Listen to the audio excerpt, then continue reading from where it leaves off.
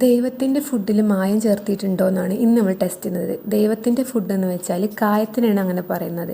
അതിൻ്റെ ആ അരോമ കാരണം, ആ ഒരു പഞ്ചൻ്റെ സ്മെല്ല് കാരണം ഇതിനെ നമ്മൾ പറയപ്പെടുന്ന പേരാണ് ഗോഡ്സ് ഫുഡ്, അല്ലെങ്കിൽ ഡെവിൽസ് ഡങ് എന്നും ഇതിനെ അറിയപ്പെടുന്നുണ്ട്. അപ്പോൾ ഇതിൽ ഫോറിൻ റെസിൻസ് ആഡ് ചെയ്തിട്ടുണ്ടോ എന്ന് അറിയാൻ വേണ്ടിയിട്ട് ഇതേപോലെ കുറച്ച് സ്പൂണിലെടുത്തിട്ട് കത്തിക്കുക.